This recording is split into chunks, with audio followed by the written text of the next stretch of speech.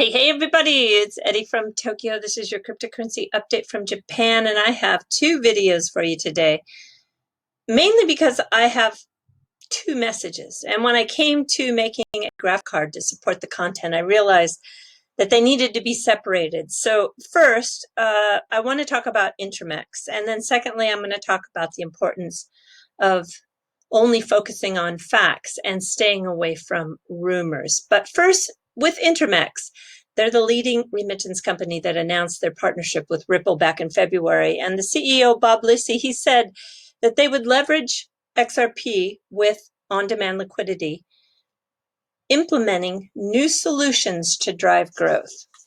So 2 weeks after this announcement came, the headlines were full of this type of narrative. And the narrative was XRP is not used by Intermex for its Mexican remittances. But, I didn't worry, and I'll tell you why. If we look at what was actually said, that Intermex was looking at Ripple for a couple of other products, which I think were mentioned in the press release. Yeah, that press release talks about how they're going to implement new solutions for growth. So Ripple will not be the answer for places like Mexico. We're very proud about the relationship we have there, and we have very tight relationships that strategically are setting plans and objectives with those players. So they are looking actually for a different solution to bring them new growth in new markets. And you can see that their earnings call just came out on April 30th. And it's good. Because it's very insightful.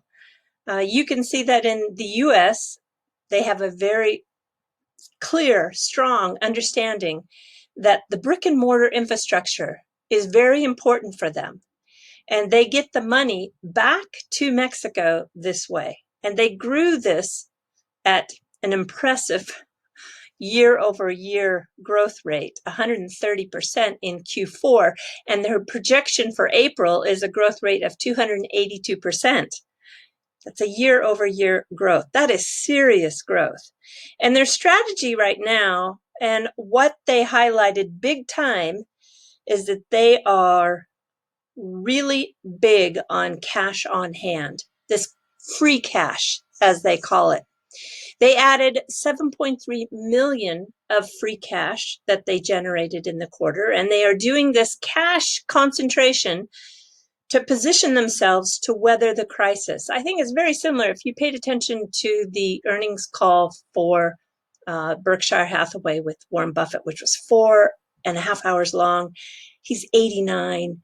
He did an incredible job in terms of, yeah, he's an animal. When it comes to his focus, his ability to communicate for that length of period of time, and the way he pretty much dumped the airline stocks and took $6 billion in cash for that equity.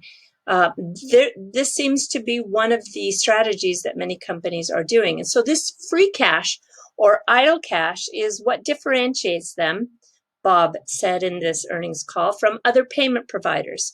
And it will continue to build this stash of cash. And in the Q&A portion, Bob Lissy says that one competitor actually shut down the entire weekend.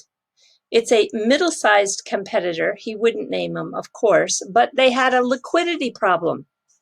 They didn't have enough peso to fund the transfers over the weekend, and they were not willing to risk those 2 days of currency fluctuations.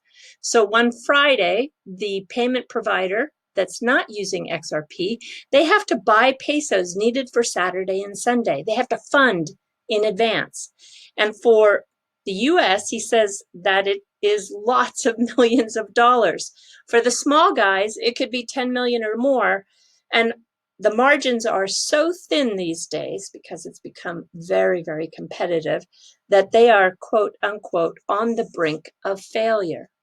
So when the customers go to pick up the money down in Mexico, the wire has not been funded and there's no money to pick up. So the wire has to be refunded. And the customer says to themselves, I'm never going to use that service again, allowing Intermex to swoop in, pick them up, and grab that market share. So grabbing market share from the small and actually larger competitors is what they see is going to be an opportunity as the crisis unfolds. Very interesting. So how much free cash do they have? 36 million plus another 35 million in the revolving credit. So 71 million in order to risk the volatility of fiat in a weekend is what makes them more comfortable and confident. This is why XRP is so valuable. No pre-funding, and it settles in 3 to 5 seconds. So you eliminate that foreign exchange volatility. The peso can range in, as they say in this earnings call, somewhere between 26 to 23 in the same day. So let me tell you another risk that they have. This is all about canceling wires. It costs a lot of money. So I'm going to read right from the transcript here. Let's say that a sender on a Sunday decides to send money, and he sends it at the day's quoted peso rate of 24 pesos per dollar. And on Monday, there's bad news, and the peso plummets, and it goes to 26 pesos on the dollar. And at that point, his beneficiary, the receiver on the other end, hasn't picked up the money yet. So he goes in and he decides that he's going to cancel that wire and replace it. So those kinds of cancellations happen to these payment transmitters, and that will cause some losses. And people trade and retrade a wire. I didn't know this. This is very interesting. So 80% of their costs are variable with transactions. Only 20% is split between salaries and operating expenses. 65 to 75% of the people in Mexico, according to Bob Lissy, are unbanked. So people sending money home are likely unbanked. And in the US, everyone, of course, has a mobile phone, but many have no bank account, especially those working in the fields of Central California, as he cites. So the online services for them don't work, and they don't understand the culture. But Intermex says they understand the culture, and they know that the online doesn't necessarily work for Mexico. They still put up agents, and they set up a lot of them and even ship them a PC and remotely train them. And when MoneyGram put a 20% pay cut across the whole organization, Intermex said that they grew their sales based on that move. Very, very interesting. Now, at the 45-second or 45-minute, 20-second mark, I want to have you hear Bob in some of what he talks about in regards to this online business that they will disclose a little bit later, and they are excited about its growth, and this pandemic has given them time to focus on it. I feel pretty sure this is all about Ripple. Okay, let me play this part. I better turn this up or I'm going to be in trouble here. Okay, let's go from here. I think, yeah, we think that, just adding to that, we think by as we get later in the year, that this will become a more material part of our business, and we'll disclose probably a little bit more information as we go on the online. Today, it's growing very quickly, and it's quickly becoming a material piece, but I wouldn't yet call it a material piece. But we're quite excited about its growth, and we think that this, the pandemic has given us an opportunity to kind of, to focus on it a little bit more and see if we can move that needle along a little better, a little faster. All right, so they're working on something, and we'll learn about it soon. So the takeaways: pre-funding takes big money, and FX volatility with these low margins it puts a money transmitter on the brink of failure. So I hope you can see the value that XRP brings to the table here. Very, very insightful. All right, everybody, I'm going to jump to a little bit of fluff. So we're in a state of emergency still in Japan, and it has been extended to May 31st.